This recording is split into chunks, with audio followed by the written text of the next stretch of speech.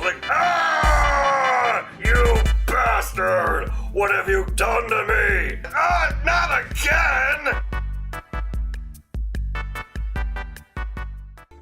Well, we start with you waking up in a drunken stupor beneath a tree made of crystals. You see before you an elaborate crystalline tree of sorts. But suffice it to say, there is a large crystal before you, or above and around you, and as you awaken, you see the following. Okay, so you have this big old crystal tree over here, okay, right? And as you are doing this, as you wake up in your drunken stupor, you find a very odd-looking fairy.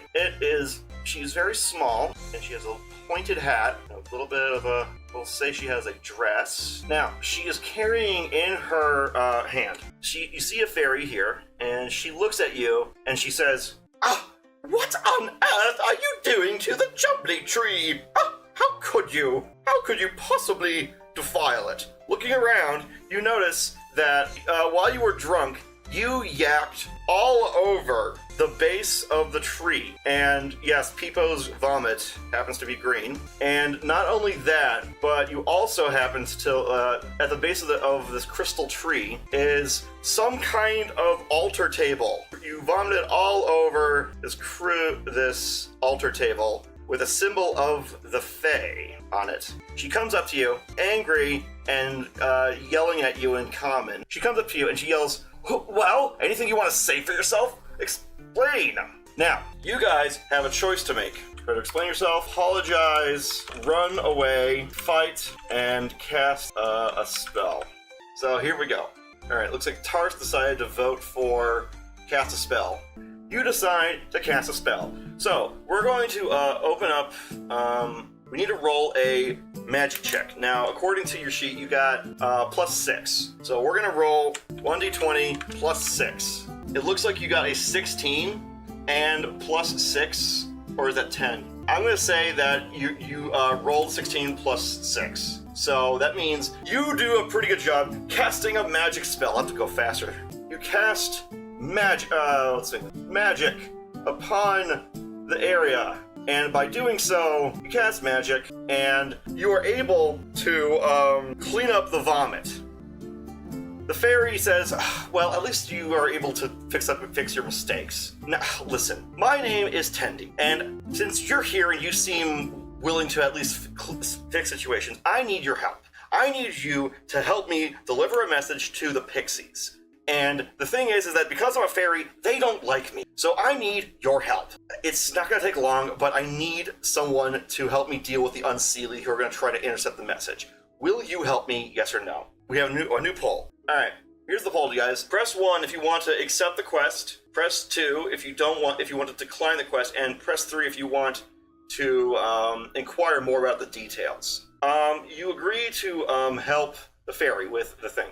So, now, you have agreed to accept the quest. By the way, I'm Tendi. What's your name? You explain to them that your name is Chat, spelled with a T. They seem confused, but they don't really question it. Anyway, she holds up a scroll, and she shows you the seal on the scroll. And the scroll has the royal seal of the fairy. So, she holds this up. It is sealed with the seal of the fairy queen, and I shall call it the layer da letter. Anyway, he says, "Okay, we need you to take this letter with you, and I will accompany you." So I'll call her Tendi. She flies next to you. Hey, listen! No, I'm kidding. So, with that, she starts leading you away from the crystal tree. You guys start venturing for a ways, and you come to realize that where you actually are. You don't know how you got here, but you're in the Feywild. This is the realm in which the Fae reside. It is a magical and chaotic world with all kinds of perilous and bizarre tomfoolery around. If you've ever read the play or watched the play, if you ever read the play Midsummer's Night's Dream, you know what kind of mischief the Fae like to get up to. Anyway, you guys start passing by all kinds of odd trees shaped like various fruits. You see apple tree, but the tree is literally shaped like an apple. So that's the apple tree that you find. While you're here, you see a bunch of lemon trees, and Tendy's like, oh, no, I had hoped to avoid this. And she walks, and she goes up to the lemon and the apple tree. Ah, shoot! She goes up to the lemon and the apple tree and says, hi, how are you? You do not hear a response from either of them as she's talking to them. But you also notice that while you were walking around that you didn't see these trees before. And then it hits on you that they are kind of moving. And then you start hearing a kind of sound that starts bellowing from them. And Danae's like, no, I know. Look, I told you I'd meet you there, but we have other things that's come up right now. The tree's like, blah, blah, blah, blah, and meanwhile, you're just watching this go back and forth as she is talking to trees that have literal fruits at the top. And then Tendy comes and says, okay, look, these guys are demanding that I pay them a joke. I don't know any jokes. I am an unfunny person. I was cursed as a child by a cow fairy, never to be able to joke. Do not ask, it is a long story. Tendy comes over and says, look, do you know any good jokes to tell them? Because otherwise they're not going to let us pass. They're just like this. Just bear with it. Just tell them something that you think a tree made of fruit would find funny. So here it is. So vote now. 1 is attempt to tell a joke. 2 is say your mom, grab Tendy and run. 3 is fight. 4 is cast a spell. All right, you decide to tell a joke. Now we will now roll a skill check. We will see how well you do. So here, let's try it. You roll an 11. Plus, you're still a 7, so that's an 18. You do a pretty good job of telling a joke to them. And I'm gonna say you spend about a good 3 stamina points on doing it. It's like one of those long form jokes. You hit the punchline, the trees start shaking. They are shaking because of how much they're like, the lemon here is like, meanwhile, Tendy's like, okay, thank God. Yes, they will let us pass now. Let's get out of here. I'll get out of there. You're traveling a little ways when you find a large flaming skull that shoots up out of the ground, and it shows up with an angry look on its face, an angry, unholy visage to it. Now its jaw is dislocated. It just hangs disembodied. This thing's just flying around. You know the so-called bubble enemies from Zelda? It's a little bit like that. Anyway, it's flaming, so I'm gonna draw some fire around it. This skull rips forth from the ground, spewing ash and brimstone as it bellows and cackles in an evil, maniacal laugh. Tendy's like, oh no, I'd hoped he wouldn't find us. The skull looks at you guys and says, you stupid people. Did you really think I wouldn't notice this? We go here, and the skull here it says, you stupid mortals and stupid Tendy. I know exactly what you're up to. You're trying to ruin my plans. Tendy says, I think we should run, but something tells you that there might be another way to resolve this. So, what do we do when faced with who this is? So, vote now what you want to do in response to the horrible demonic skull. 1 is try reasoning with it. 2 is fight, 3 is flee, and 4 is cast magic. Vote now. Okay, we have 1 person who voted. So Brown Wolf Boy, again, carrying the chat and voting to cast magic on this guy. Alright, you decide to cast magic on this thing, and you decide to cast a water spell. And now we're going to roll a magic check to see if you do it, if you succeed. That's 1d20 plus 6 for you guys. You roll a 5 plus 6, 11. Well, it's going to make its opposed check against you guys. It rolled a 7. You succeed. Okay, you cast a water spell and you douse its flames. The skull is like, ah, you bastard! What have you done to me? As you cast a bunch of water above it to help to douse its flames. The thing is hindered, and Tendy's like, okay, run! You have delayed the skull beast, as you and Tendy are now running from it, as it is now shooting fireballs at you. You now need to dodge its fireballs as it's shooting these beads of flaming, actually, you find out that it's not just shooting fireballs, it's shooting flaming skulls that burst into flames. So, this thing, it means business, and this thing creates these miniature fireballs as it bursts open. So, you see that you have several options to escape the onslaught of the demon skull. you see ahead of you several choices. You can go into one of several places. So, starting the poll. Okay, guys, decide what you want to do. How are you going to escape the demon skull? You gotta decide. How are you going to escape? Do you take the boat? Do you take the cave? Or do you just follow Teddy in the direction she's flying? Alright, well, no one else wants to participate, so we'll just do what Bramwell wants. Okay, finish the roll. So, you're running along, and and Teddy says, "Here, grab this mushroom." She takes a mushroom out of her pocket. It's a mushroom like the size of like a tiny little dust bunny, and you pop it in your mouth, and she does too. You guys immediately find yourself being flung up into the air, hundreds of miles in a giant parabola. You're like, ah! And before you know it, you land at the following place. All right. You land right at a giant tea party table. There is this big old tablecloth, and seated around the tablecloth are several animals wearing adorable suits. Seated at the table are a cat wearing a tuxedo. We'll make it like a tabby cat, and I'll just draw the head with a little bow tie.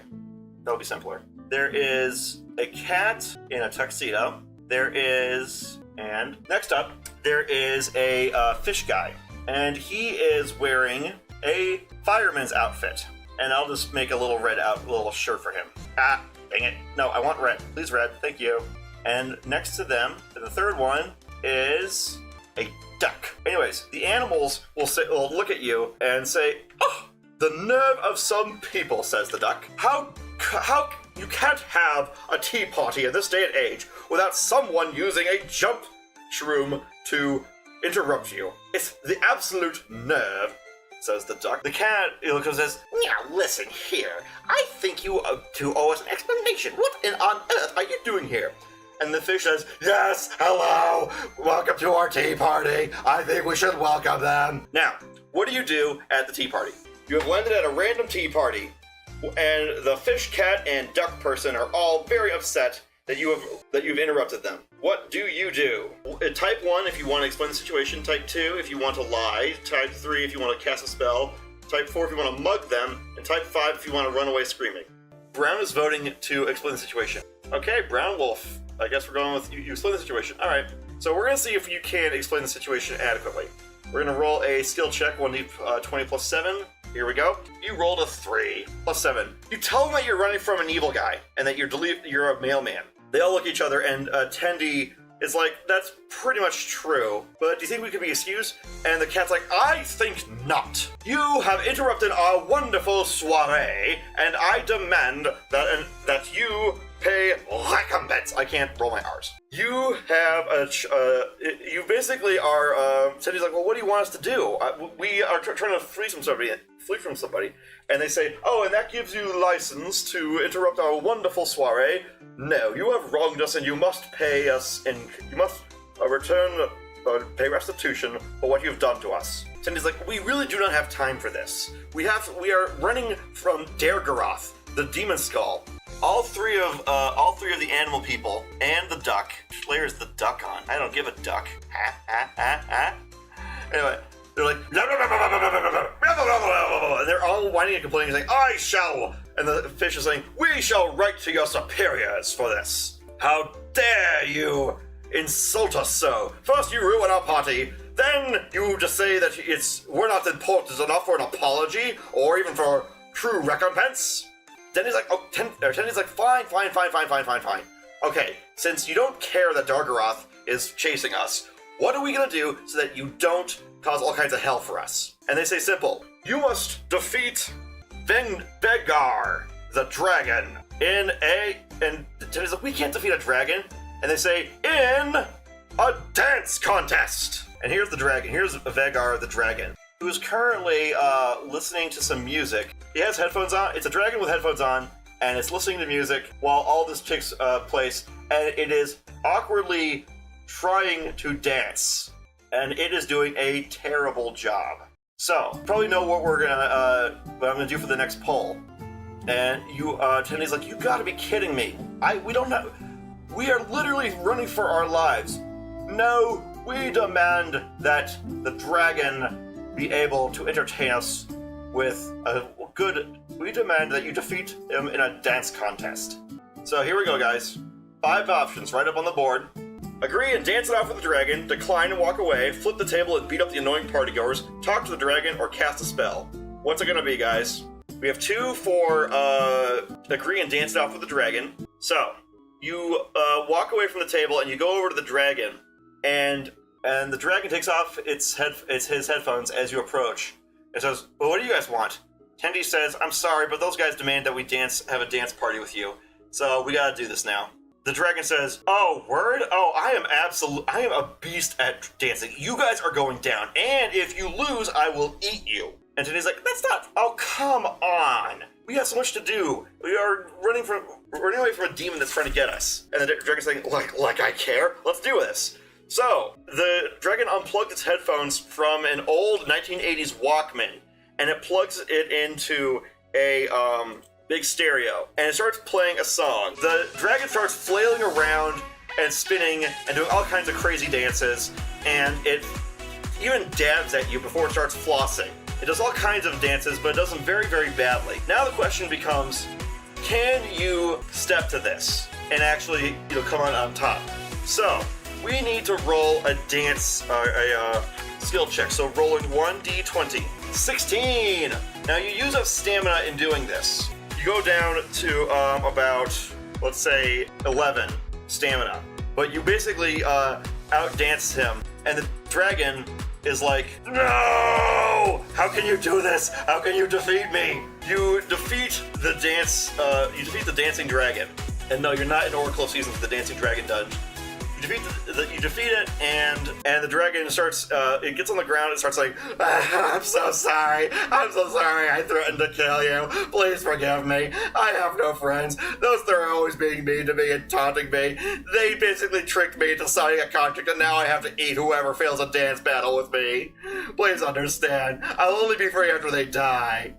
Tendy's like, oh, they're that kind of fae? Oh, that's terrible. We should help this guy. What do you decide to do? Vote, do you help the dragon, yes or no? You have voted yes. You help the dragon, who I've actually named the lair and is called Vergi, and you help them by attacking the animal people. So you go back over the table, and you see that the animals at the table haven't even been paying attention to your dance fight. They ignored your funky fresh moves. So, Tendies goes up to them and says, you know what, you guys are such jerks. You tricked this guy into a contract, and now you just don't even watch the challenge unfold. You guys are bad fae. And there is a rule that your contract is nullified. The animals say, oh, well, we simply do not give any fucks about what you stupid idiots have to say. He is under a contract no matter what happens, and the contract is valid. Then he says, oh,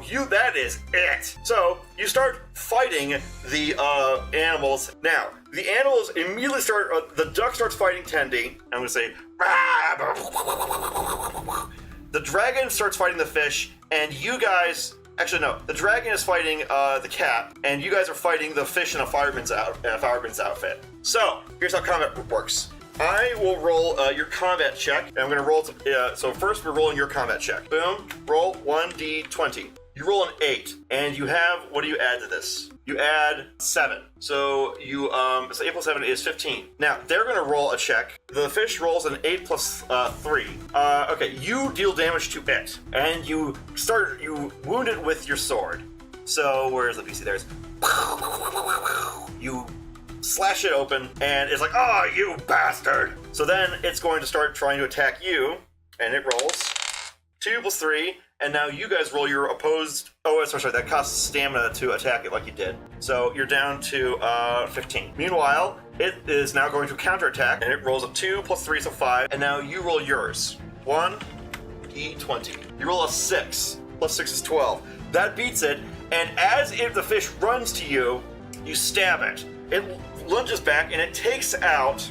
It's so mad, it says, okay, that's it. It flips the table over, and it pulls out an AK-47 Kalashnikov from the bottom of the table. It was taped to the bottom, and it points it at you and says, you ungrateful little frog, I will end you. as it pulls out a Kalashnikov and starts trying to shoot it at you. They roll their attack, 6 plus 3, 9, and it gets rapid fire, so another 6. No, that's a 6 plus 3, 9. And it's versus your combat roll. You roll a 5 plus 6. You beat its AC, and he starts like spraying all over the place. Now you attack back. You dodge under its bullet fire, and you start pitching rocks at it as you run towards it with your shield. Charge it with your shield, and getting ready to skewer it as it starts trying to change its mag because it's doing a spray and pray tactic. So here comes your attack. Boom. 20. You roll a 12, and here comes its defense. 6 plus 3. You kill the Kalashnikov wielding fish in a fireman's outfit. And all of the animals are slain. With that, the headphones on the dragon turn to a bright red. The dragon's like, "Oh, thank you. I am free at last of their curse. I will help you in your quest if you'll have me." Tendi comes back, and she is covered in blood from the others. She says, "You know what? Let's get out of here before." And just as she starts saying that, guess who shows up as soon as she says, as you guys get a chance to breathe? The skull guy has caught up with you guys, and the Kalashnikov is just on the ground. Here he is. He looks at you guys and says, "You fools! You will never defeat me! I will destroy that letter, no matter what you do!" Now, you have a choice here. Alright guys, vote what you want to do. The demon skull has found you, and now it's going to try and kill you again. There's a Kalashnikov at your feet. You can either fight it normally, fight it with a Kalashnikov, run away, or cast a spell. What do? 1 is fight it with your normal weapons. 2 is pick up the AK-47 and shoot it. 3 is run away. 4 is cast a spell. Vote now, everybody. Spiper voted for cast a spell. Okay. We have 2 votes for using magic. Okay. So, the result is cast a spell. As the demon is winding up its attack to shoot more demon skulls on fire at you guys, you decide to start countering a magic. The dragon picks up the AK-47 and says, "I could use one of these." And you now have a machine gun wielding dragon. But meanwhile, you're casting a spell, and you try casting a banish spell upon it. This is going to be an expensive one, so you're going to have to do a pretty high magic check. The DC, I'm going to say right now, is 18 for this banishing spell, which won't permanently defeat the demon, but it will definitely get him off your tail for a while. So we're going to cast a spell, and here's the magic check. Ready? 1, 2, 3, boom. You roll a 5. Okay, you are down to 2 magic points after that, because that was a powerful spell you used, and that's plus 6. So it's 11. So it has to not roll as high as you. Because, okay, the spell fails normally, but whether or not it hinders the guy is determined by what he rolls. Here we go. He rolled a 14. Nope, it doesn't work. The demon starts lunging at you, and it then shoots a fire shot right at you. And you are down to half health. You're down to 8 health points as it shoots a fire shot right at you. Yeah. Versus your combat thing. 13 plus, so it has a 17 plus 3, so 20. And you have a 17, oh! You dodge its attack, never mind. You're back in full health. My bad. Anyway, you dodge out of the way after it finishes its spell. Next up, the dragon next to you starts opening fire with the thing. 13 plus 1 versus its natural 20. It dodges out of the way and shoots the dragon with a firebolt. It got a nat 20. And the dragon is set on fire. Virgie is like, "Ah! Wait a minute, I'm a dragon. I don't care about being set on fire. Screw you." And the demon's like, "Huh, whatever." Meanwhile, you get a chance to cast another spell. You're gonna have to put all your. It's not gonna be as strong this time, but 16 plus 7. Or plus 6. So that's 22 versus its magic, or its plus 3, 14. Okay, you are able, as it's distracted by the gunfire from Virgie the dragon, you're able to sneak up and cast another water spell. You cast water magic again, messing up the guy. He's like, "Ah, not again!" And he starts steaming mad with how pissed off he is with a simple water spell that just messes with him. He is distracted, so he doesn't get to defend if you attack. So you attack with your sword and shield because you're out of mana at this point. So you have no choice but to attack normally. So, the demon is flustered by this, and you attack with your sword and shield. You roll an 18 plus 7. It doesn't get to do a combat roll, so it takes a lot of damage from your sword, but your sword gets heated up. You realize if you use your sword too many times fighting this thing, it will your sword will get damaged badly, because it's basically full of demonic fire. But you also are out of magic points, and you're getting low on stamina too, because you just did a decent amount of damage to it. So you're in a bad way. Meanwhile, Spiper and Tendy is going to try and attack it. She gets a nat 20! Here comes its defense. It gets a nat 1! Tendy decides she finds a bunch of a teapot full of magical tea from the table that got flipped in the battle. And she throws the teapot at the demon, and it's like, oh, not liquids! My weakness! No! And she does even more damage to it. Meanwhile, Verky's going to shoot. Gets a 14 plus 1, and it doesn't get that. He starts opening up with 7.62 by 37 millimeter ammunition, or open automatic fire. Oh, it's 39 millimeter, my bad. Anyway, he starts, eat lead, stupid demon! Meanwhile, you're dangerously low on stamina and mana. Do you wish to consume a potion at this time? I might suggest you do this. This is one time I suggest you guys consume a potion, or you can, actually, yeah, that's what we'll do. We'll make a poll. Consume a potion or consume potion, desperation attack. Boom. Two choices. We have one person voting for desperation attack. So we're at 2 minutes. I'm going to say you do your desperation attack. All right. And chat, you get to decide what your battle cry is. The first person to post a battle cry is what the character shouts, unless it's something bad. So the first person to post what your battle cry is, that's the battle cry. It's a race. First person to post and chat what your character's battle cry is going to be that battle cry for this rest of the session. First person, come on. All right, I get to pick the battle cry then, if no one else is going to post. So hop to it. Okay, that's the battle cry. That's the battle cry. Hop to it! You cry it out as you charge forth, using up all your stamina. I'll give you advantage on this roll. Let's see if this can do advantage. So 2d20 K1. You roll a 4, a 9. 9 plus 7, and it gets disadvantage, and it gets a 9 plus 3. So you lunge forward at and you start wailing on the demon and throwing everything at. You even get your horns into the attack. You throw everything into this attack, and you drain your stamina to 0. You also, and we're gonna roll D100 to see how much damage you do. An 83. As this thing's being shot with machine gun fire and everything, you lunge forward and cut its helmet, its skull, right in the middle, straight down. And the fires go out and the skull evaporates. Tenda's like, there's no way he's gone forever. He'll come back at some point in the future. But Verky's like, well, he's not here now. So, with that, all 3 of you flee with the letter in tow. Whee! And you arrive, finally. You arrive at the gates you arrive at the court of the Fairy Queen. It is a fancy throne made of pearls. The queen, it is a throne built entirely out of pearls, and there's a fairy. The fairy decides, she sees the letter, and you arrive at the court, and the queen greets you saying, oh, thank you so much. I don't know what I would have done if that letter hadn't gotten here.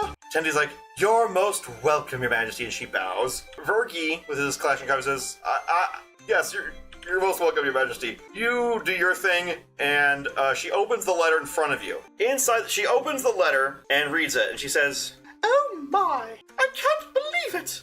This is incredible. Tendy's like, what?